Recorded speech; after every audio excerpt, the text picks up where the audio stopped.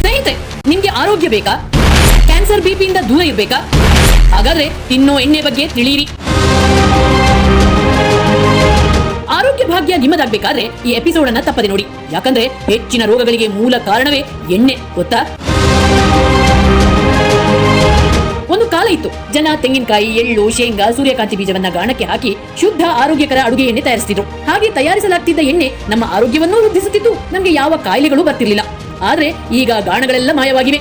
ಏನಿದ್ರು ಮನೆಯಲ್ಲಿ ರಿಫೈನ್ಡ್ ಎಣ್ಣೆಯದ್ದೇ ಕಾರುಬಾರು. ಆದ್ರೆ ಈ ಸಂಸ್ಕರಿಸಿದ ಎಣ್ಣೆಯ ಕರಾಳ ಸತ್ಯ ನೋಡಿದ್ರೆ ನೀವು ಬೆಚ್ಚಿ ಬೀಳ್ತೀರಾ.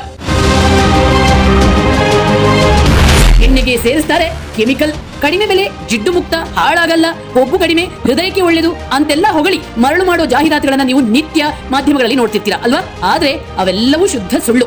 ಈ ರಿಫೈನ್ಡ್ ಆಯಿಲ್ ನಮ್ಮ ದೇಹಕ್ಕೆ ಎಷ್ಟು ಅಪಾಯಕಾರಿ ಅನ್ನೋದು ಅನೇಕ ಸಂಶೋಧನೆಗಳಲ್ಲಿ ತಿಳಿದು ಬಂದಿವೆ. ಜಿಡ್ಡು ತೆಗೆಯಲು ಪೆಟ್ರೋಕೆಮಿಕಲ್. ಸಂಸ್ಕರಿಸಿದ ಎಣ್ಣೆಯನ್ನು 3 ಹಂತಗಳಲ್ಲಿ ತಯಾರಿಸಲಾಗುತ್ತೆ. ಅವುಗಳಂದ್ರೆ ನ್ಯೂಟ್ರಿಲೈಸೇಷನ್, ಬ್ಲೀಚಿಂಗ್ ಮತ್ತು ಡಿಯೋಡರೈಸೇಷನ್. ಮೊದಲಿಗೆ ಬೀಜಗಳಿಂದ ಎಣ್ಣೆಯನ್ನು ಹೊರತೆಗೆಯಲಾಗುತ್ತೆ. ಬಳಿಕ ಎಣ್ಣೆಯನ್ನು ಚೆನ್ನಾಗಿ ಕುದಿಸಿ ಅದರಲ್ಲಿರುವ ಒಳ್ಳೆಯ ಕೊಬ್ಬಿನಾಂಶವನ್ನ ಹೊರತೆಗೆಯಲಾಗುತ್ತೆ. ಅನಂತರ ಅದಕ್ಕೆ ಹೆಕ್ಸೇನ್ ಎಂಬ ರಾಸಾಯನಿಕವನ್ನು ಸೇರಿಸಲಾಗುತ್ತೆ. ಈ ಹೆಕ್ಸೇನ್ ಒಂದು ಪೆಟ್ರೋಲಿಯಂ ಪ್ರಾಡಕ್ಟ್.